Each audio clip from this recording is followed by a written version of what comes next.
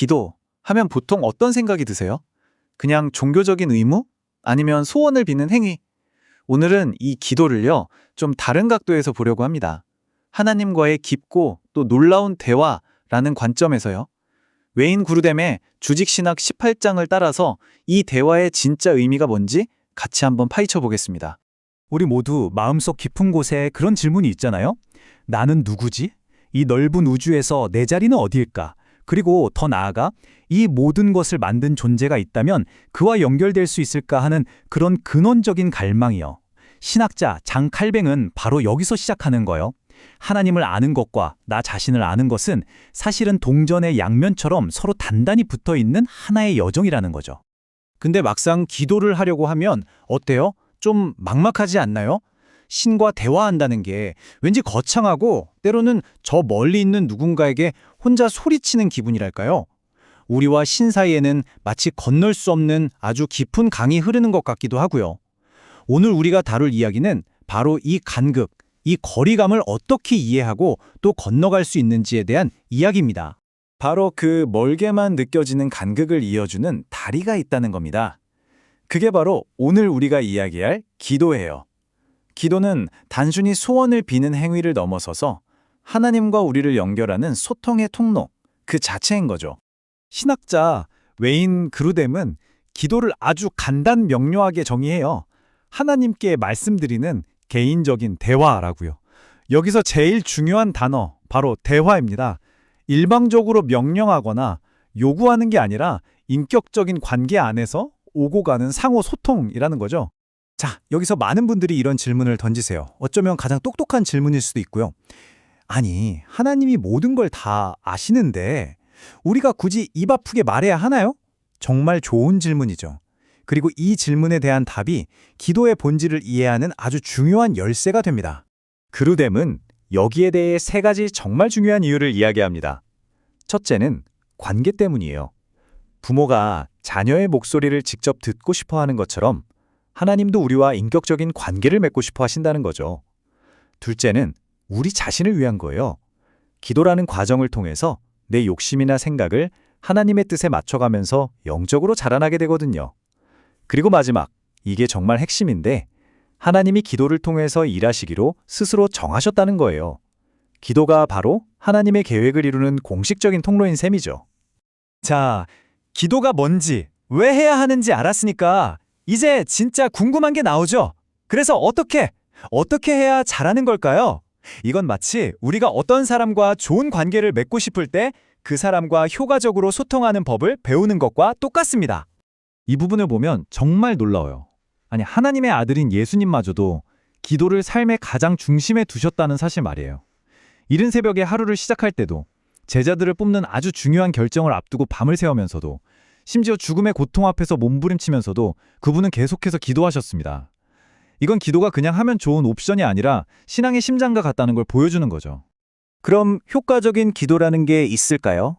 그루뎀은 네 가지를 이야기하는데요. 이걸 무슨 조건이나 규칙처럼 생각하기보다는 건강한 대화를 위한 마음가짐이라고 생각하면 더 좋을 것 같아요.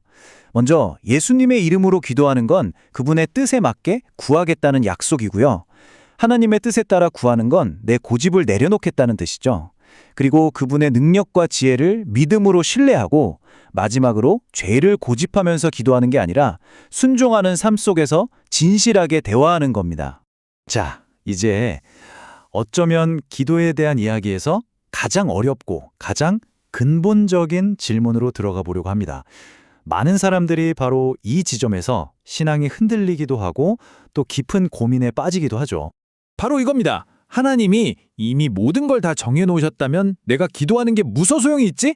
모든 걸 다스리시는 하나님의 절대적인 주권과 무언가를 바꿀 수 있다는 기도의 능력이 어떻게 같이 존재할 수 있는 걸까요?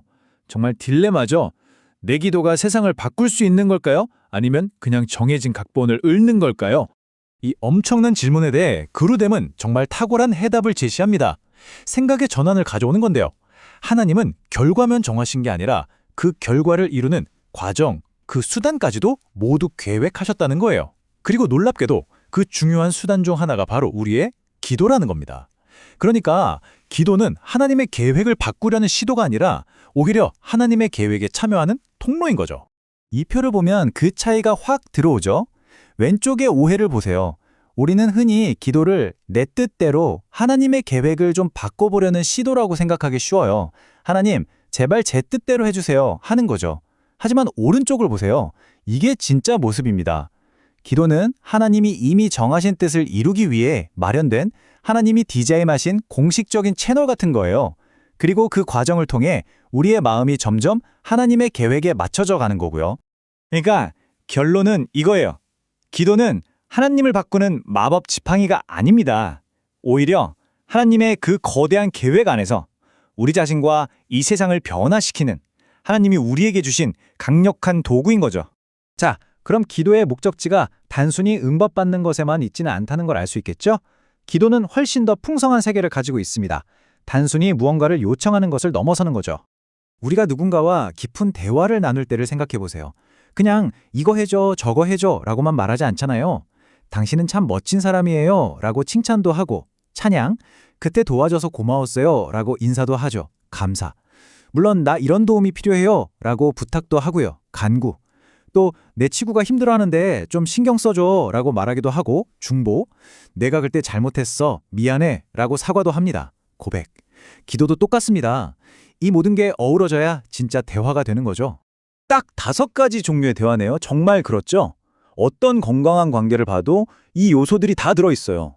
칭찬, 감사, 부탁, 다른 사람을 위한 마음, 그리고 사과. 이 모든 것이 모여야 풍성하고 깊은 관계가 되잖아요. 하나님과의 관계도 마찬가지라는 거예요. 일방적인 요구가 아니라 이렇게 다채로운 대화가 오가는 거죠. 그래서 이 모든 대화의 여정이 우리를 어디로 데려가는 걸까요? 바로 이 문장입니다. 기도의 진짜 목표는 내가 원하는 걸 얻어내는 게 아니에요. 내가 지금 누구와 이야기하고 있는지를 알아가는 것, 그분과의 관계를 깊이 누리는 것, 바로 그 관계 자체에 있습니다. 결국 기도는 하늘에 대고 혼잣말하는 게 아니라 나를 만드신 분과 인격적으로 만나는 시간인 거죠. 자, 오늘 이야기를 들으신 여러분의 대화는 지금 어디를 향하고 있나요? 단지 내가 필요한 것들을 얻어내기 위한 목록에 머물러 있나요? 아니면 그분 자체를 알아가는 더 깊고 풍성한 대화로 나아가고 계신가요?